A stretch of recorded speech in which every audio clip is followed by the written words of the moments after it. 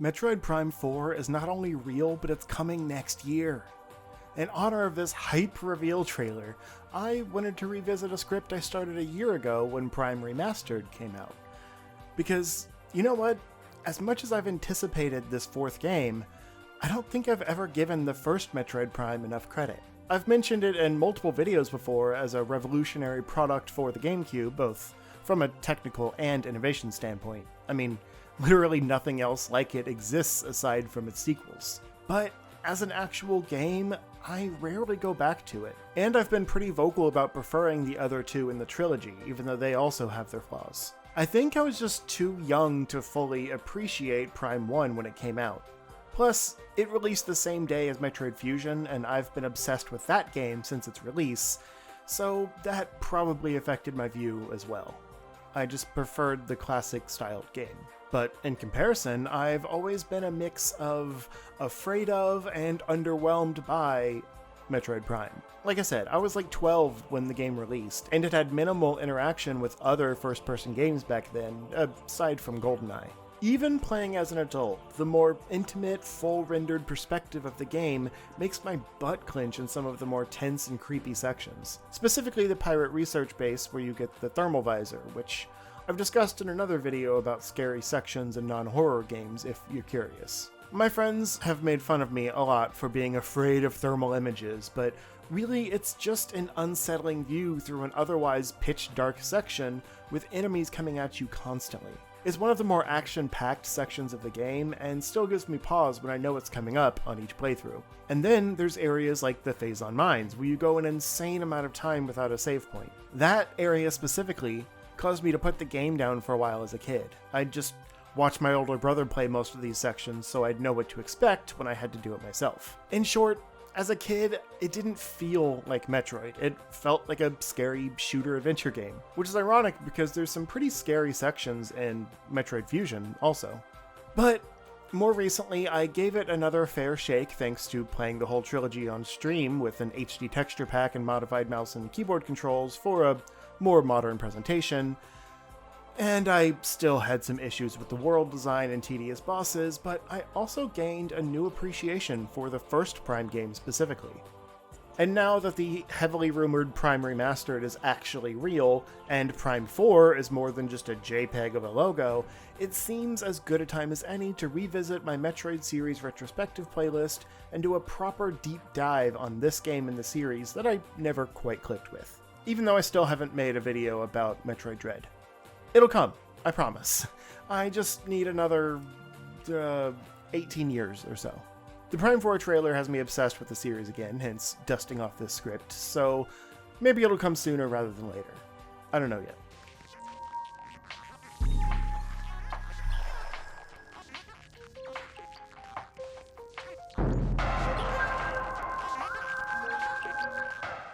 Anyway, like I said, with the release of Prime Remastered, probably 90% of the footage in this video will be from that version. It just looks and plays better, but mechanically very little has changed, so the critical analysis can still apply to the original GameCube release.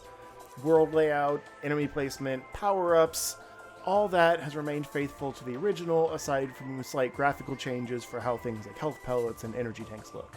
We're going to keep this video mostly organized by items and pathing, but I will also discuss bosses and some world building and story. So let's start with what tends to be the most divisive aspect of the game: the convoluted amount of backtracking required in this mostly linear game.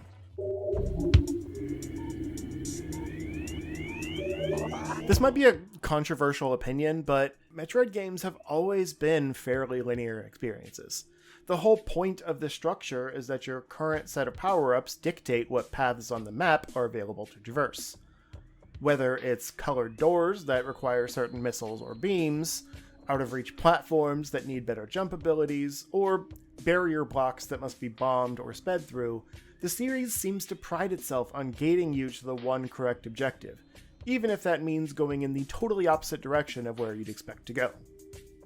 Some entries, like Metroid Fusion, were extra linear due to how the story plays out as you progress, and others, like Super Metroid, focused much more on atmospheric storytelling and could pretty easily be sequence broken to a moderate degree.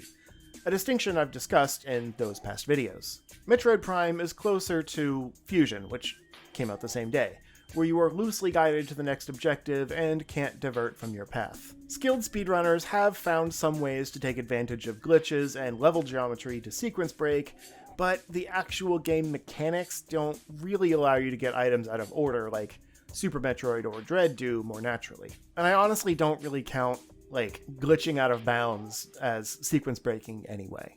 That being said, if you actually look at how the game guides you, it's mostly natural, despite not feeling like it's holding your hand. As soon as Samus's ship lands on the surface of Talon 4, you are presented with multiple possible paths. But you quickly learn that all but one way are inaccessible with your current powers.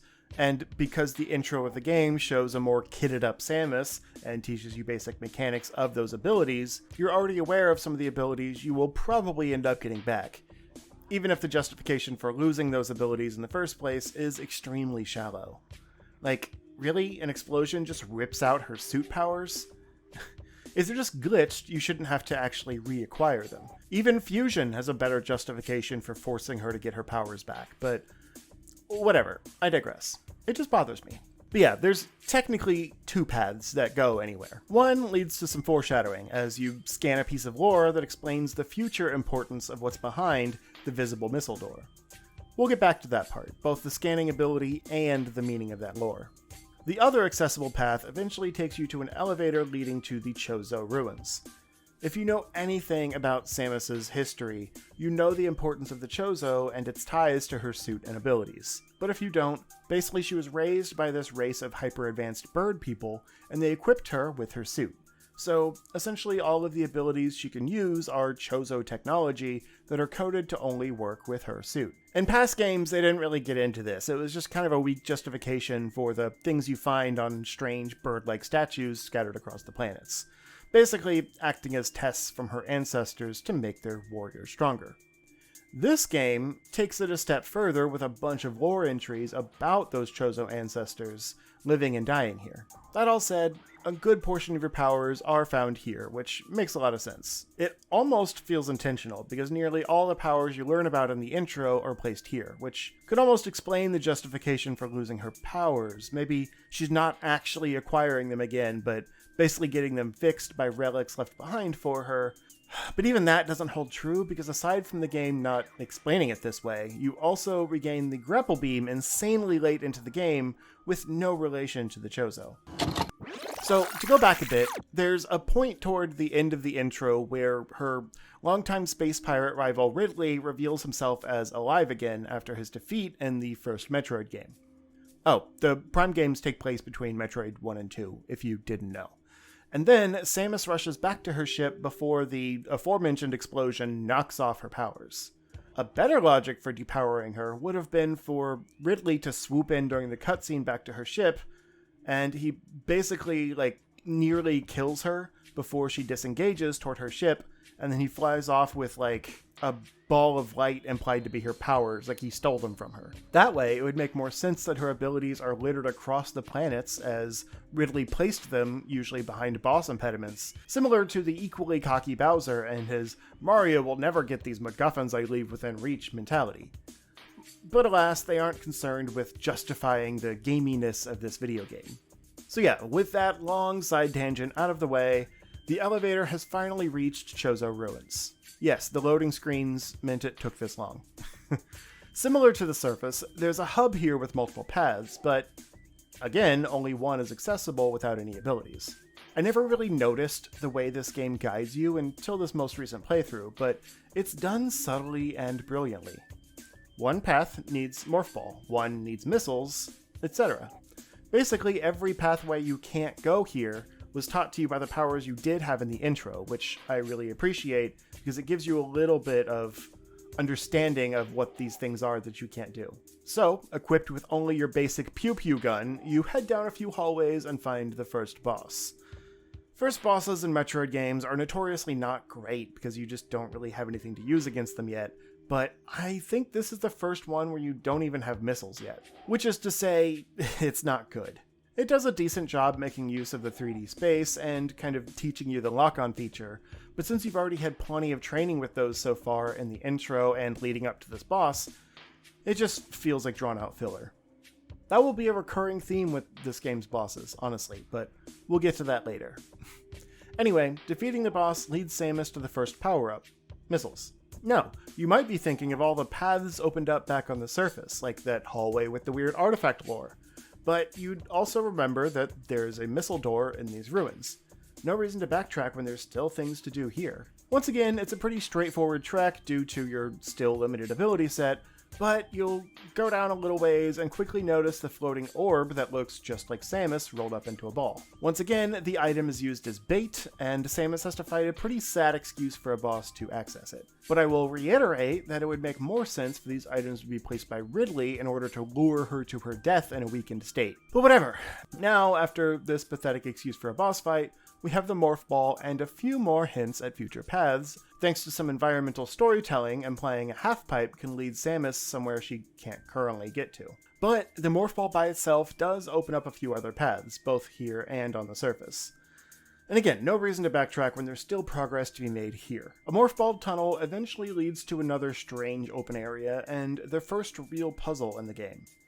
This area almost seems like somewhere you shouldn't be yet, and in fact I've seen posts on Reddit from new first-time players that completely missed this item until later, but despite it being a dead end, there is something important here. There's a strange wall with 4 symbols on it, and if you use your scan visor in this area, you'll find those same symbols hidden around the room. Once you scan and activate all the hidden symbols, the wall drops and you'll find another key item from the intro, the charge beam. This ability has actually been optional before, most notably in Super Metroid, but here it's very important, as aside from being able to pull health and missile refills to you, there's also a very few number of walls of rubble it's required to clear. Admittedly, it's still pretty optional up to a certain point, so it could be pretty frustrating to just miss it until you accidentally softlock yourself later and have to come back and find it. Anyway, the other much more valuable item you can access in around the same area is equally tucked away to the point where I tend to stumble across it by accident before realizing I'm actually where I need to be.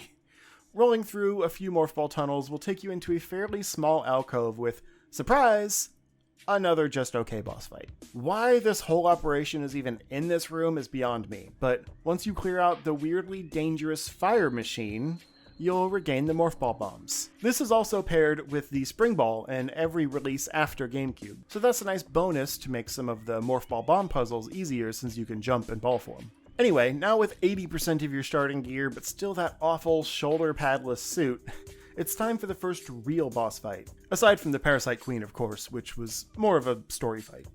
Going back to the giant tree room that kind of acted as a hub for the last few items, you'll find another symbol scanning puzzle that you can now complete thanks to the Morph Ball bombs opening up the top part of the tree. This is a cool room, but I didn't talk about it before because there just wasn't much here, but it is very visually interesting and one of the biggest signs of the scope of this game over the 2D entries. After a few more obligatory hallways, you'll find a large sun chamber with one of the most iconic bosses in the game, Flagra. He also sucks, but it's a kind of interesting fight that we'll talk about later. After the fight, you finally regain the Varia suit. If you don't already know what this does, aside from making Samus look way cooler in cutscenes, the game tells you it's for surviving extreme temperatures. So head out the door on the opposite side and down the only path you can currently access, and you'll find another elevator. This goes to a new area called Magmoor Caverns. Time to test the new suit. I don't think you realistically could have gotten into this area before getting the suit, so it's not as interesting as some past games where people would do hot runs to try and sequence break before dying, but whatever. New area, who dis? This is kind of a weird area though, because it's basically an overly stretched out elevator hub. You can get to pretty much every other section of the planet here eventually, but it's also just a bunch of hallways and lava pits along the way, and a big pace breaker anytime you have to come here. Aside from some missile and health upgrades, and a few story beats later in the game, there's also only one mandatory suit power-up here. It feels like they only created this area to justify the Varia suit, honestly. It's also not really good at being a hub world because of how long it is. Not to get into spoilers, but I think Prime 2 does a much better job with connecting its different regions together. Magmore Caverns is probably closest to, like, Meridia from Super Metroid. Sure, there's things you have to do there in order to beat the game, but it also kills the pace and causes long stretches of time where you're not getting new abilities. And it's also just not fun to navigate. That's all to say, after running through a bunch of lava-filled rooms, you reach the most iconic room in this region, the Monitor Station, and then do some platforming to wrap around to the only place you can reach right now. Another elevator leading down to Phendrana Drifts, the literal polar opposite of Magmore Caverns. It's also objectively the best area in the game. Don't at me. Let me just get out of the way up front. Phendrana is stunning. I even included it in an old holiday video about my favorite wintry environments in video games. They can also be a little tedious to navigate, that's par for the course in this game, but each room is so detailed and the music is so good that I never get tired of backtracking through it. Once again, it's a few hallways that open up into a larger kind of hub room. This game is consistent with its design, and there you find there's really only one place you can go, aside from the save station. After a little exploring, you'll unlock a door that leads to this interesting dead-end valley with some light platforming up to a pillar structure. And there is the first new item for this game, the boost ball. Now you have to figure out how to get back out of this dead end. And hey, there's another one of those half pipes from earlier. After some trial and error, getting a feel for the momentum of this new ability, you can go all Marble Madness and fling your ball to safety.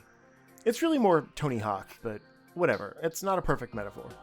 So now the game has taught you that this new ability should open up another area in Phendrana, right? No. All the platforms are still out of reach, and there's no more half-pipes within reach. Is that it? You head out to the main hub area and get a glimpse of Ridley flying overhead. This would have been another great moment to maybe show him holding one of Samus's power-ups, foreshadowing that your next objective isn't in Phendrana, but nope, just a reminder that he's still around. So, what next? Well, first-time players will probably just wander around confused until the in-game hint system points them back to the Talon 4 surface, weirdly close to your ship. Okay, sure, I guess it's time to trek back through Magmore Caverns. You don't have to go all the way back where you came, luckily, as there's another accessible path from the Monitor Station that leads to an elevator going topside. You might have actually found it before going to Phendrana, and then gotten confused why there wasn't really anything new you could do there. Well, now you can take that new elevator near your ship, and hey, another half-pipe.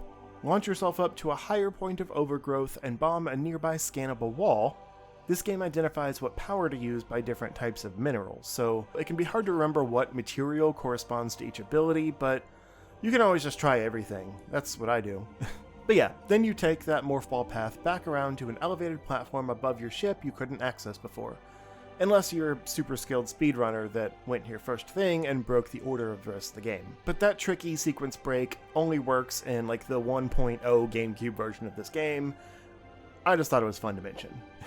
But yeah, for the sake of this video and my own skill level, we're just now getting to another key item, the space jump boots. In past games, this was essentially a precursor to the screw attack that let you basically spin jump for as long as you correctly timed the button. But that doesn't translate to 3D, so they just turned it into a second midair jump using, like, boot thrusters or something. The timing can still be a little tricky for maximum distance, but it's an extremely useful ability that makes going back through some of these areas a lot faster. Which is good, because that's all we came here for. Time to go back to Phendrana. Yeah, I'm not kidding. This is the main section that always irritated me growing up, and I totally get why speedrunners dedicated so much time and energy to figuring out how to get the space jump boots early. I mean, the game starts strong in Chozo Ruins with teaching you each new item opens up a new path to the next item, and I get it can't always be that easy, but to then introduce Magmore Caverns, which serves no purpose other than a way to Phendrana, just to have you navigate through there to get one item and then backtrack, take Magmore to at least a new elevator up to the surface, just to get one item and then take that same path back down to where you came from, it's a little much. Past games have done this too, sure. Zero Mission was especially bad at it, but those games also moved quite a bit faster. The combination of increased room scale and Samus's movement speed means that this amount of backtracking is extra egregious and feels like padding. And that's only if you already know where to go. Imagine you don't and you wander aimlessly through a bunch of other rooms until you get directed where to go. It can get exhausting. And yeah, defenders will chime in with, but it gives you a chance to grab more optional upgrades on the way. And sure, there's that, but most of the areas you're still gonna go back to multiple times again, especially during the endgame artifact hunt that I haven't even mentioned yet. So to force backtracking just for one item feels unnecessary, especially since you can't even get to a lot of the hidden collectibles yet. I actually remember this amount of unnecessary backtracking happening a lot more as a kid, because this specific moment left such a negative impression on me, but I will give the game credit for not pulling this kind of thing regularly.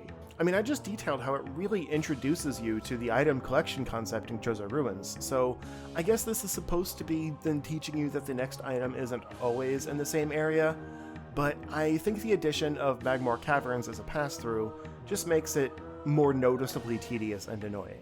They should have just gotten rid of Magmoor and either had the Varia suit be used for extreme cold, or had some hot sections of Chozo Ruins or the surface. It serves so little purpose outside of just being a different biome, and they could have then had a lot of the items less spread out since it would be less wasted space. Plus they would have had more resources to dedicate to the existing places to make them more detailed and vibrant. But I digress. Again, it is fitting I keep going on these side tangents when it's time to pass back through Magmoor Caverns, because it's making the video pacing as disjointed as the game's. But yeah, back to Phendrana, and hey, now we can jump everywhere. But there's really still only one path, into a new room that requires some light platforming to an ominous, frozen Chozo statue. Maybe there will be some interesting synergy where you activate something in Magmoor that melts Phendrana and allows access to new areas? No, it's not that cool. Magmoor is still useless. Another easy scan puzzle gains access to a room with your first beam upgrade, which is naturally blocked by a boss. Again, this game design is consistent. This boss is nothing special, but I do love the creature design on these guys, so it gets bonus points for just looking cool. It's really just an oversized version of regular enemies, but it has a few extra wrinkles, and once you figure out the gimmick to kill it, you gain the Wave Beam, another classic Metroid item that gets new utility in this game. Right now, it's just used to open purple doors and kill electric enemies, but wait, there's more! Wrapping back around through a commonly explored room will now let you open a purple door you couldn't get through before. Eventually, you get to another large room with multiple paths, and after some more puzzle platforming, you'll find a save station room, a wave beam door, and a weird door without power. You know the wave beam has electrical properties, but can't seem to do anything here. Guess there's only one path after all. But wait, let me save and quit here real quick, because I hate this next part, and always have to psych myself up first. Remember how I said before that my friends make fun of me for being afraid of thermal images? Okay, let's do this. This is basically a mini dungeon inside of Phendrana Drifts called the Pirate Research Station. You quickly discover that this is one of the main base of operations for the space pirates you're hunting down on the planet. You know, the ones led by Ridley. And Samus's main adversary. They're also the ones who revived Ridley and gave him his new metallic drip, the bane of Samus's existence. Those space pirates. Up until this point, you've only seen a few of them wounded in the intro, but now you're strong enough to take them on and they are not happy to see Samus. This is when the game starts to feel more like an action game. Aside from the occasional platforming and massive amounts of lore to scan, this entire area is just a gauntlet of space pirate fights, as well as a few other key enemies. It's really interesting from a story standpoint because it gives a lot more detail into why the space pirates came to Talon 4 and what they're working on here, but it's also just a ton of combat. There are some good rewards, too. The first area of note is the observatory, where you have to take out a few waves of enemies and then activate platforms to reach the top of the room, where this awesome galactic projector is displaying all the planets in the area. Aside from some interesting information about how Talon 4 is basically the only habitable planet left, also up here is another iconic Metroid power-up, the Super Missile. Strangely, this game doesn't have separate Super Missile ammo, it just has you essentially charge your missiles to use 5 pieces of ammo to shoot a stronger missile that does more damage and breaks certain obstructions. Going back a bit, this is where you can get stuck if you don't have the charge shot yet. There's not a lot that the super missile is required for, but you do get progress gated if you can't use it. So it's a little frustrating that you can miss the charge beam up until this point, though I never have. Didn't even know it was possible until other people said they did. Anyway, moving forward, you'll eventually discover the first actual Metroid in this game. They've been seen on computer screens and mentioned in lore entries before now, but considering Samus thought they were destroyed on Zebes, finding one here is extra surprising. The fact that no sooner do you find it than it breaks out of its containment is even more surprising. Amusingly, in my recorded playthrough I tried to scan it, forgetting it breaks out, so I just had a brief paused, moments before disaster experience as I psyched myself up to kill it. I hate fighting Metroids, by the way, though they are a little easier in this game. The lore also states these are different, as they're being experimented on in this research facility using the Phazon element that's been slowly corrupting this planet. I know I haven't really touched on it yet because I've been focusing on mechanics and progress, but this seemingly alien substance has crashed onto the planet, which is why the space pirates are here in the first place. They see the value of weaponizing it because they're insane and want to weaponize every toxic material in the world. I'm mentioning it now though because this is really the first time you start getting hints at what it actually is, and how they're testing it for combat potential despite being a highly toxic and volatile substance. But yeah, these new Phazon Metroids are both larger and more aggressive than the Zebes variety we're used to, and Samus doesn't have the Ice Beam yet to freeze them in their tracks. I think this is actually the first time you have to fight Metroids without the Ice Beam. But after that first encounter, you start finding a lot more lore about Metroid anatomy and their unique ability to sap the life force from their prey. For lore nerds like me, it's all super interesting because as creatures, I love the Metroids. I just hate how relentless and invulnerable they are in the older 2D games, and their repetitive fights against the different forms in Samus Returns. But yeah, I ate up all this lore on them, and I love that even the pirate scientists don't really understand how they work, even as they're actively trying to make them stronger and more unstoppable. Space pirates are the worst. So yeah, we'll skip ahead a bit because it's more of the same combat gauntlet rooms full of lore for a while, but eventually you reach a tall room full of contained Metroids and a locked up item that looks similar to Samus's visor. Lore readings in this area talk about testing thermal visor technology, and basically spell out all the things it can do, like finding hotspots through walls and seeing in the dark. So you release the locks on the visor and steal it from them at the bottom of the room. Now who's the space pirate? I wrote a lot of this script a year ago and forgot how cheesy some of these lines are, but I'm sticking with it. Unfortunately, there's security protocols in place and the power goes out, not only plunging the facility into darkness, but also releasing the containment fields on the Metroids. Here's the part I hate. You have to basically backtrack through the whole facility, fighting more waves of pirates and Metroids, but now you're almost exclusively doing it in thermal vision, which already made it kind of hard to see, but in the remastered version, it's got a new blurry field of view, which I guess is more accurate to actual thermal vision, but just made me feel like I needed new glasses the whole time. But if you switch it off, you can't see much of anything, so it's a necessary evil. It's really the one part of the remaster that isn't as good as the original. Plus, it's all even more frustrating because there was an ice beam door right there, but you don't have it. Way to rub it in, game. So yeah, backtracking it is. I don't know how all these reinforcements got here so quickly, but eventually you make it back through the whole facility and out into the light.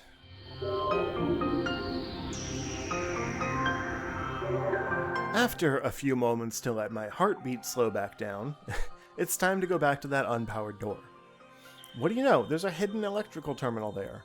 Why couldn't you already power it? The wave beam can pass through walls elsewhere. Ah, scan visor shows it's blocked by a super missile plate. Hope you didn't miss the charge beam, because here's that progress barrier I mentioned. Blow that off, power up the door, and head through a fun little morph ball tunnel to another big ominous room full of rocks that come to life? This is Thardus, probably the most iconic boss fight in the game. It's an overlong boss fight I'll get back to later, but it gives you the best power-up in the game, in my opinion. The Spider Ball. It's not technically new, as it was introduced in Metroid 2, but it works totally differently here and opens up some of the best puzzles in the game, a trend that continues in the rest of the trilogy. In Metroid 2, it basically just lets you cling to walls, which is pretty great for mapping out some of the massive rooms in that game, and reaching a few power-ups you can't just bomb to, but its actual utility was pretty limited. Here, you can use it to cling to certain spider ball tracks that sometimes circle back on each other or require you to drop off one track onto another, or boost across a gap and grab another piece of track. Miyamoto was crucial to getting the morph ball working in 3D in the first place, but you can tell that once Retro got it implemented, they just went nuts with morph ball related puzzles, because once you have the spider ball, the way it's used in conjunction with bombs and boost makes finding optional collectibles and just exploring in general way more fun. Honestly, I prefer rolling around as a morph ball more than I do being in first person in this first person game. But anyway, now there's a giant room with spider ball tracks circling the whole thing and multiple doors. But still only one accessible path aside from where you came in, so take the track to it and head out, to eventually reach another elevator, hinting you're done with items in Phendrana for right now. Like I said, most of this game does a really good job at guiding you to the next item without forcing you to take the right path. There's just a few extreme examples where it makes no sense. But I love all these elevator shortcuts. Unfortunately, this one still isn't the most intuitive, as it heads back down to a new part of Magmar Caverns, but that basically just reconnects to where you've already been, using previously inaccessible spider ball tracks to guide you back to the revealed map sections. There's plenty of optional new things to grab along the way, but there's no clear indicator of what you actually need next. Like, there's no blocked path that screams, "This is my next item." Frankly, I guess the grapple beam is next, as there's been quite a few points to connect it to lately, and on the way back through Magmar you see even more, but there's always another path to bypass the grapple points, so I guess not. And most likely, even if you do know where to go next, by the time you get to that area, the in-game hint system will point you back to Chozo Ruins. Take whatever elevator is convenient and head toward the objective, to the boiler room next door that's blocked by an ice beam door. Once again, foiled by a stupid white barrier. What now? In one of the more obtuse puzzles in the game, there's a morph ball hole that basically wraps you around the intuitive path into a large room with another giant Chozo statue and some annoying Chozo ghost enemies to fight. After you defeat those Greninja-looking motherfuckers, you can inspect the room and find colored barriers over some morph ball bomb slots. Destroy the only one you can right now, which is the purple wave beam one, and the Chozo statue will move into a new position that lets you ball up in its hands and get launched into a new room. Chozo ghosts aside, I honestly love this room because it's a multifunctional test left behind by Samus's ancestors as kind of like a lock, but it acts as a reminder to come back to the room throughout the game as you get new powers. And the Chozo statue mechanism reminds me of one of my favorite rooms in Super Metroid that takes you to the gravity suit. Unfortunately, this time it just takes you to a pool full of water, which you could argue is a slight nod to the gravity suit, but you have to drain the pool and then boost around in it Tony Hawk style again to destroy the stone frog enemies and safely reach the other platform. It's a little tedious, but it's a unique section that I always remember when thinking back on the most iconic moments in this game. And, as a bonus, it leads you to the ice beam, which is arguably just as useful as the gravity suit for this point in the game. But speaking of the gravity suit, here it gets a little annoying as there's multiple paths to take, and none of them are really convenient for your next objective. They both will drop you back to the Talon Overworld area, but in one, you don't have the abilities to explore yet, causing you to have to backtrack to the correct location again, and the other actually drops you back near your ship to an area that seems like progress because there's an ice beam door there, but if you're like me and assume this is the right way, you'll go all the way through this flooded frigate just to reach a dead end because you don't have the gravity suit yet. It's super frustrating that the game seems to use this section to teach you that you can't reach the area, since it's very likely you'll get to the dead end before the in-game hints point you back to Phendrana. Don't get me wrong, it's a cool area, basically taking you back through the crashed frigate from the intro, similar to the ghost ship in Super Metroid, but that section actually led you to the gravity suit. This one is counterproductive without it, and considering this is another case where you go all the way back to Phendrana just to get the gravity suit and then come right back to this downed frigate, it's absolutely maddening that the path right after the ice beam points you here. But if you ignore these new accessible paths instead, and backtrack a bit through Chozo Ruins, this is instead a good time to clean up some previously inaccessible rooms, grabbing some more optional upgrades, and maybe even a few of the artifacts early to make the endgame run easier later. Honestly, the backtracking here itself is fine. I'm not complaining about that. The only thing that bothers me is how the game seems to intentionally point you in the wrong direction. If you already had the gravity suit when you got the ice beam, it'd be fine. Or if you got the gravity suit in the crashed frigate, but no. The other elevator here also could have just taken you to Phendrana instead of a part of Talon you can't even explore yet. I don't know what they were thinking here, but it was a bad idea. On a related note, this next part is where the game starts to lose my interest. Now that we've got like 75% of Samus's core abilities, it feels like they seriously pad the time between new items. You have to explore a whole new section of Phendrana Drifts to basically just reach a puzzle room with the gravity suit in it, and that's it. Sure, it's an important item and looks great in this game, but it takes a super long time to get it and then you just leave. There's not even really like a boss fight or anything. There's a few other rooms in the area you can also navigate now thanks to the increased underwater mobility, but it feels noticeably anticlimactic for all the effort it took. Plus, as I mentioned, your next objective is to explore through the crashed frigate, which is basically just a drawn-out map leading to an elevator, because we needed another map section that just exists as a pass-through to somewhere else. Although there are some neat concepts in the frigate itself, like I don't hate exploring it. It's a love-hate thing, kind of like the actual ghost ship in Super Metroid. But yeah, aside from the few decent puzzles and a few collectibles, this also houses the main elevator down to the Phazon mines, which is also known as my least favorite part of the whole game.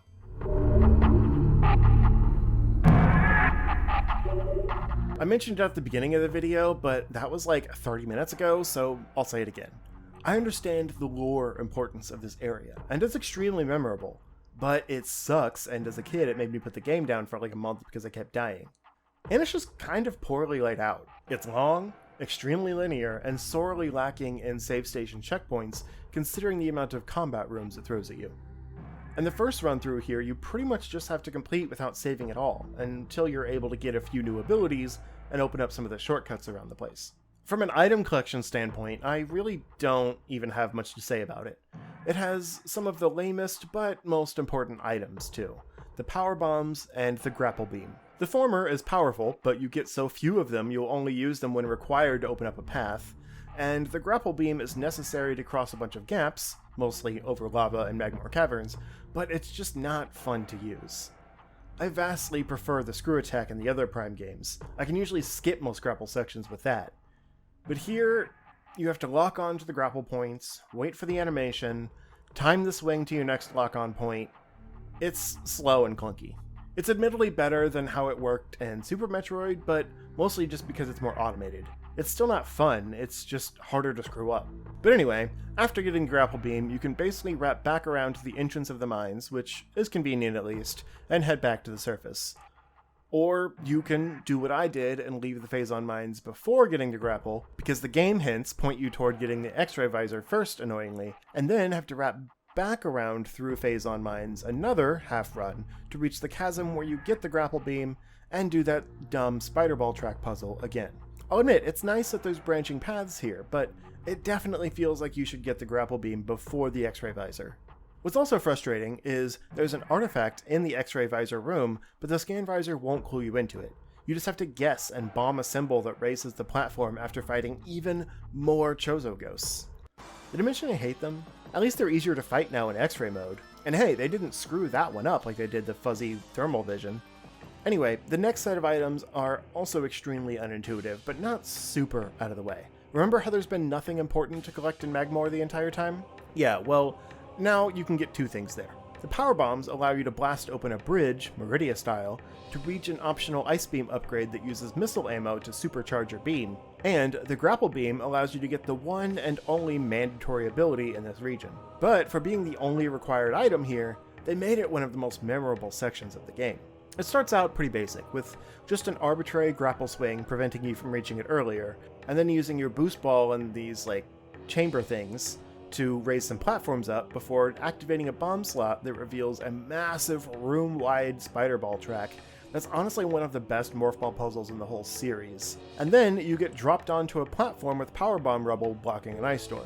This puzzle is like a culmination of everything you've done up to this point, as it uses almost every ability you've acquired in pretty fun ways to reach the last beam in the game. The plasma beam.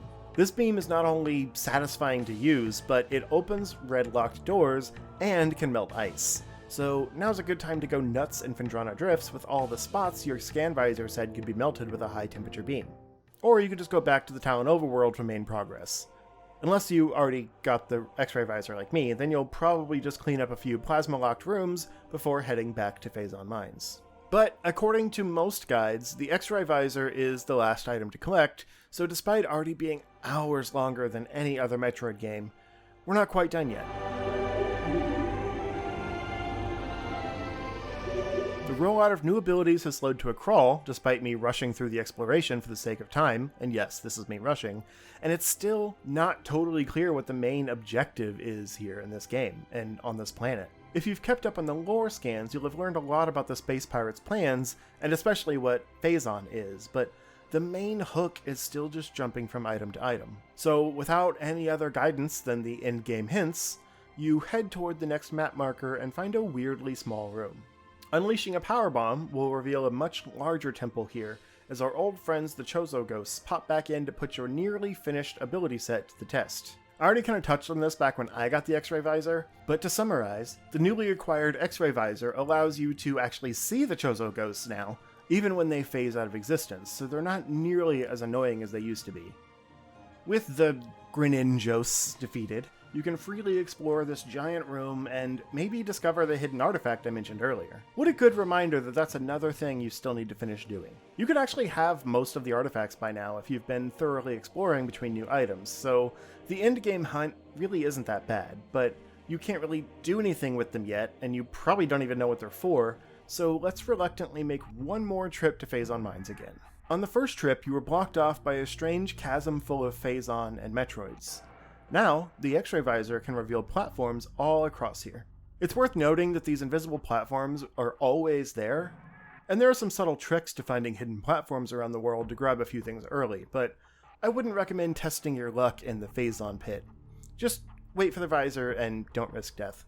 This path wraps around to a new section of the mines with, frankly, just an awful boss. But I'll admit, it's worth the hassle because you receive the final upgrade, the Phazon suit, which lets you walk around in Phazon without taking damage. I love the look of this thing, with the subtle glowing aura around Samus and cutscenes. It's admittedly not that useful for much outside of the endgame stretch, since the world doesn't really have many pits of Phazon you needed to walk through to get to anything, but it looks so cool that I don't care how useful it is.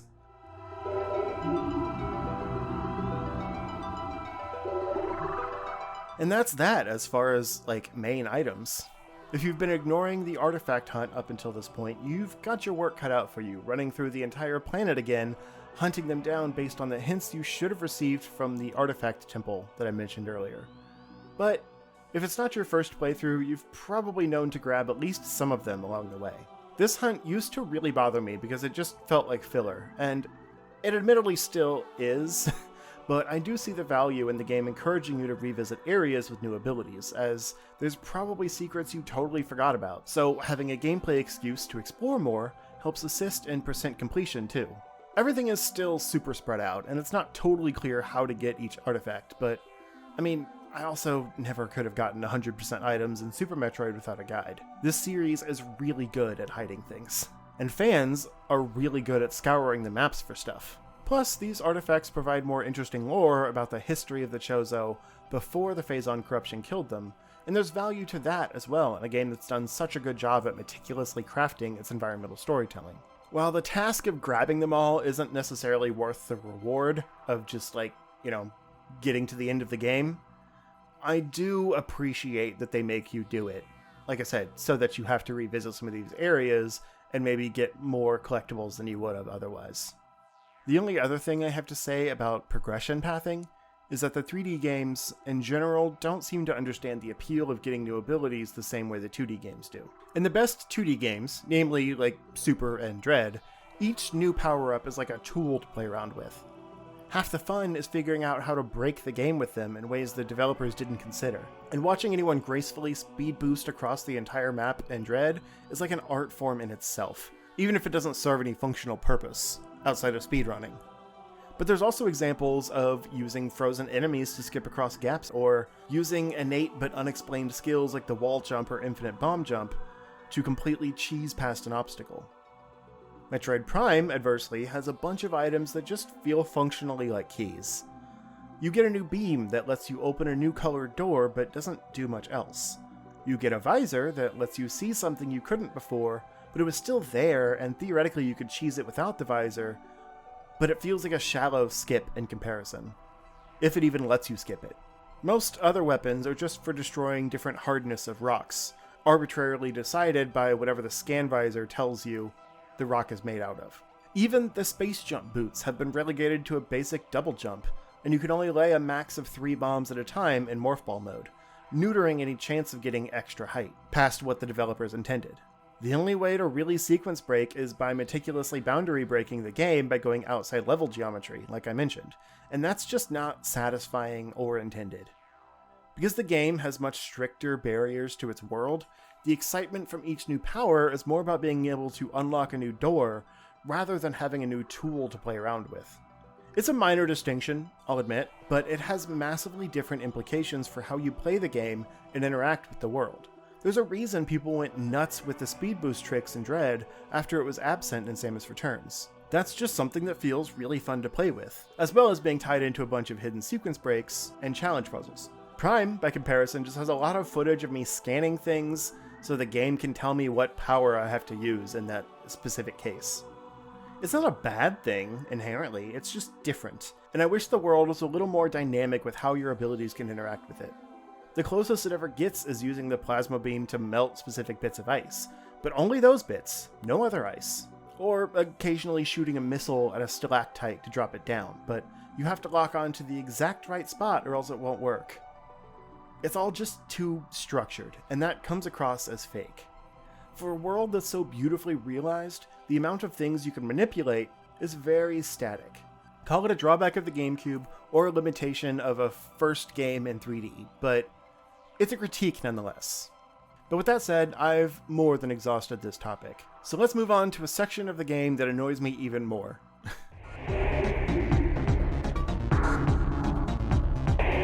I said I'd come back to the bosses, but honestly I don't feel the need to devote a lot of time to each individual one, because most of them boil down to the same process, and therefore the same problems. I'm not really a fan of how the bosses are structured in this whole trilogy of games, but I'll explain the basics here and then just point out the most annoying examples in the other games when I cover those. The problem with the Prime series bosses in general is just pacing.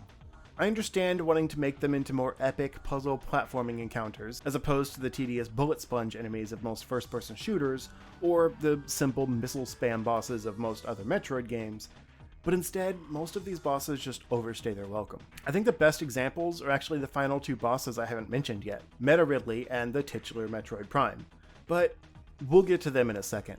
The basic structure of every boss fight in this game is to scan it for a hint at the tactics, then sidestep or jump over attacks while locked on, wait for the weak spot to reveal itself, and then pelt it with ammo during that brief window. After a few admittedly still tedious rounds of this, a cutscene will usually trigger as the boss shifts into its next phase, which usually also means scanning it again to see how to change up your tactic, and doing basically that same process again but with a slight variation, like switching to a new visor, dodging a new attack, or destroying some additional minions that spawn. Most bosses have 3 or 4 phases to their health bars, but I wish they'd actually segment the health bars to have a better idea of when the boss will change up its tactics. You could argue that's not realistic, but neither is having a health bar on screen, you chumps. Don't apply logic to video games. But yeah, pretty much every boss follows this same pattern, and most of them take forever because of it. Going back to the Meta Ridley fight, he's the worst culprit. He spends more time flying around the map than he does attacking directly, so a lot of the fight is just waiting for him to get into range. And then, when he's got about a quarter of his life left, he sheds his damaged wings and starts aggressively charging, stomping down from the air, firing laser blasts, and more. And the only time he can be damaged is when his chest is visible, which takes forever as you whittle down the protective armor just for a 5-second window at his weak point. Barely enough time to charge and fire a super missile if you're lucky. And the less health he gets, the shorter that window is. It's not an interesting fight, because it's repetitive and slow to take down his remaining health. Ridley is an awesome adversary, I love the character, but this fight against him is kind of terrible. I have more fun with the mostly scripted fight at the beginning of Prime 3, and that's saying something. It just sucks because he's been foreshadowed throughout the game, so it should be hype when you finally fight him, but Maybe some people like this fight, but to me it just highlights all the ways this game fails at making compelling boss fights. Compare it to some of the more dynamic bosses in other Metroid games, for example, like Phazon or Dragon from Super. Both still have elements where you need to wait for an opening to attack, but they're much faster paced and interesting fights, especially Dragon with the alternate method to defeat her if you know the trick. Phazon is still the worst boss in that game, but I'd fight it any day over Meta Ridley. Most of the other bosses are varying degrees of boring or frustrating, like Flagra, where you have to shoot the solar panels strengthening the plant boss, but you have to do it quick enough to make sure they all stay up at the same time, so you can open a morph ball tunnel to reach the weak center and lay a bomb. But each time it's a different tunnel and they all look the same, so you gotta track down which one is open before the time runs out and all the solar panels drop, causing you to have to do it again. There's also Thardus, which randomly statics your combat visor so you're forced to switch over to thermal vision to see what hotspot is glowing as the weak point for that phase. Actually, that fight is pretty cool, and a smart use of the game's items, but it is still a little tedious. There's also the Omega Pirate, which is the boss that holds the Phazon suit. It's a lot like the other large pirates, where it absorbs your energy shots and sends it back out at you, but after you've taken out all the weak spots on its limbs, it goes invisible and sends out a bunch of different space pirate minions. But you have to switch to the correct beam to take them out, because they're the colored space pirates that can only be hurt by one beam type, and you can only tell their color in your combat visor. But you need the X-ray visor to see where the invisible boss went, and then shoot him before he heals himself in the Phazon pools. Ugh, these bosses suck. The early game bosses get a pass because you don't have many abilities. Those aren't really great in any Metroid game, but by the end, most fights were just some variation of swapping visors and beams constantly. Which brings me to Metroid Prime. The game's namesake is not only kind of an ugly design, but also a pretty safe and tedious final fight. It basically just rushes you, spits out elemental balls you have to destroy, and changes colors, meaning you have to swap beams to whatever weakness it decides it has at that moment. But that doesn't make sense in this colored space pirates or Metroid Prime. I mean, why is it only vulnerable to the element it currently has equipped? Like, it spits out ice balls at you while taking damage from your ice beam. It makes no sense. It's not awful, it's just such a video game mechanic fight. The second phase isn't much better, as it's mostly a story fight where you pelt the core over and over with the first appearance of the Phazon beam, which would come back as a real upgrade in Prime 3, but here is just kind of like the rainbow beam from Super Metroid. But yeah, compare this fight to a final boss like Ravenbeak from Dread, which is just a comprehensive final exam of everything you've learned from the game, which puts basically all of your abilities to the test. And you can see how uninteresting Metroid Prime is. It's probably not fair to compare a first-person shooter to a fast-paced platformer, but what I'm really comparing is the mentality of two different takes on Metroid. I understand the Prime series is going for a very different vibe, but I think there's a world where the two could meld a little more. Look at how well the other Prime games implemented more complicated abilities like the screw attack, for example.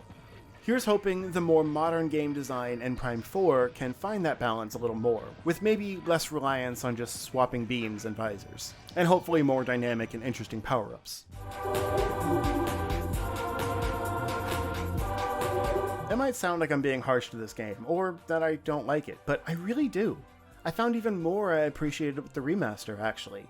It took Metroid in a very different direction while also staying true to its explorative nature, with a lot more lore and environmental storytelling that aided Samus in tracking down new abilities and power-ups, just like the classic games. It's a much more linear adventure, but doesn't feel like it, because it still gives you freedom to decide the order you get things, and it leaves a bunch of secrets off the beaten path.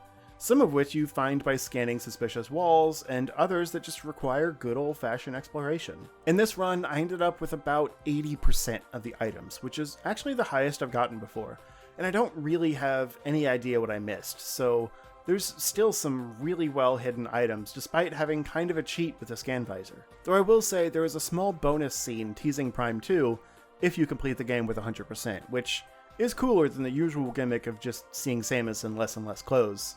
And on that note, Having to go back through a lot of old areas to clean up the artifact hunt is a great encouragement to also clean up missed power-ups, and the map is comprehensive, if not a little messy and confusing to navigate, so you generally have a good idea of where you've already been.